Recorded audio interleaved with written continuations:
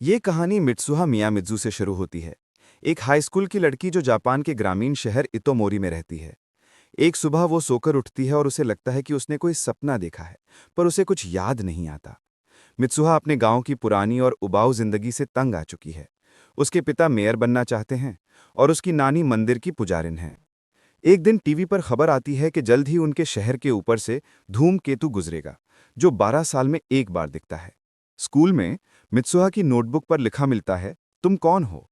उसके दोस्त बताते हैं कि कल वो सब कुछ भूल गई थी और अपने बाल भी खोलकर स्कूल आई थी। मित्सुहा कहती है कि उसे कल के बारे में कुछ याद नहीं। उसे ऐसा लगता है कि वो किसी सपने में है। गांव के पुराने रिवाजों के तहत मित्सुआ और उसकी बहन नानी के सामने मंदिर में नाचती हैं और फिर चबाए हुए चावलों से बनी विशेष शराब यानी कुचिकामा साके को स्टोर करती हैं। गांव के दोस्त इस पर हंसते हैं। मित्सुआ इस सब से परेशान होकर रोते हुए चिल्लाती है, मुझे इस जगह से नफरत है। अगले जन्म में मुझे टोक्यो का कोई स्मार्ट लड़का बनाना। अगली सुबह मित्सुहा की इच्छा पूरी हो जाती है। वो एक लड़के के रूप में उठती है जिसका नाम टाकी है और जो टोक्यो में रहता है। वो हैरान होती है, लेकिन उसे लगता है ये एक सपना है।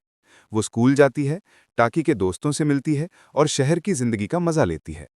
टाकी के मोबाइल पर उसकी सहकर्मी का मैसेज आता है और मित्सुहा दोस्तों को छोड़कर काम पर जाने लगती है, जिससे सब हैरान होते हैं। वहीं टाकी मित्सुहा के शरीर में गांव में जागता है। वो भी इसे सपना मानकर शहर की तरह यहाँ की जिंदगी जीने की कोशिश करता है। रात को सोने से पहले मित्सुहा यानी टाकी के शरीर में वो उसके हाथ पर अपना नाम लिख देती है। धीरे धीरे उन्हें एहसास होता है कि वो दोनों सचमुच शरीर बदल रहे हैं। ये घटना सोने के बाद होती है और जागने पर उन्हें पिछले दिन की सिर्फ धुंधली सी यादें रहती हैं। इसलिए वो एक दूसरे के लिए नोट्स, मैसेजेस और डायरी में जानकारी छोड़ना शुरू करते हैं। इस अदला बदली के दौरान टाकी यानी मित्सुहा के शरीर में मित्सुहा के पैसे खर्च करता है और मित्सुहा यानी टाकी के शरीर में उसे उसकी सहकर्मी ओकुदरा के करीब ले आती है। वो दिन आता है जब धूमकेतु मित्सुहा के गांव में गिरने वाला है। मित्सुहा यानी टाकी के शरीर में टाकी के लिए ओकुदरा से डेट फिक्स कर देती है। डेट पर टाकी को महसूस होता है कि वो मित्सुहा को पसंद करने लगा है। डेट के बाद टाकी मित्सुहा को कॉल करता है, लेकिन उसका फोन नॉट रीचेबल होता है। उसी समय मित्सुहा अपने गांव में आसमान में धूमकेतु को देखती है, जो दो हिस्सों में बंट जाता है। शरीर बदलने का सिलसिला अचानक रुक जाता है। टाकी के शरीर में मित्सुहा कभी नहीं आती। परेशान होकर टाकी अपने दोस्तों के साथ मित्सुहा के गांव इतोमुरी की तलाश में निकलता है। काफी ढूंढने के बाद एक रेस्टोरेंट में वो एक फोटो देखता है। उसे पता चलता है कि ये इतोमोरी गांव है। रेस्टोरेंट के लोग और उसके दोस्त उसे बताते हैं कि 3 साल पहले यानी 2013 में गांव में धूमकेतु का एक टुकड़ा गिरा था, जिससे पूरा गांव तबाह हो गया और सभी लोग मारे गए थे। टाकी उस जगह जाता है जहां कभी गांव था और अब वहां एक बड़ी झील बन चुकी है। वो मारे गए लोगों के डेटा को देखता है, जिसमें मित्सुहा का नाम भी शामिल होता है। उसके मोबाइल से मित्सुहा के सारे नोट्स गायब हो चुके होते हैं।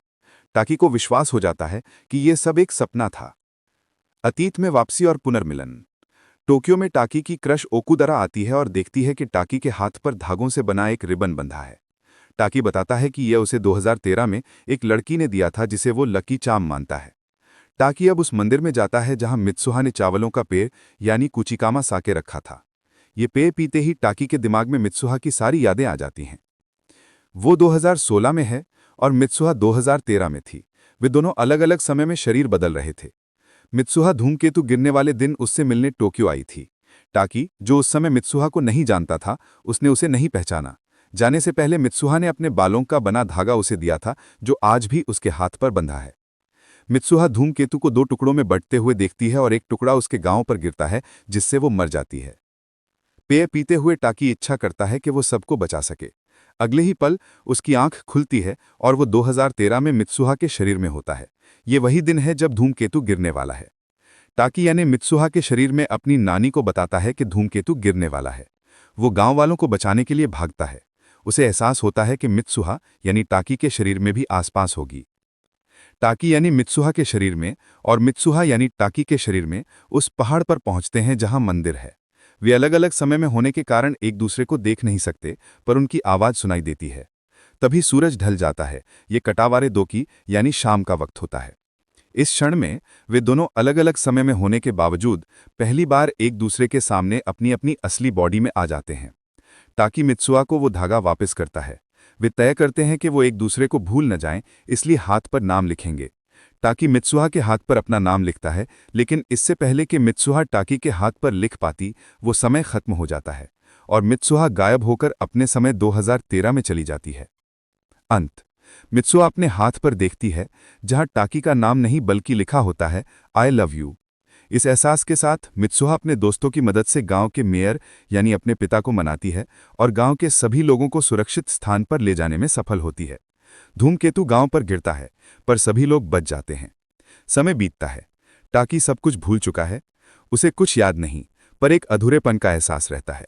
वहीं मित्सुहा भी टोक्यो आ चुकी है और उसे भी किसी की तलाश का एहसास है।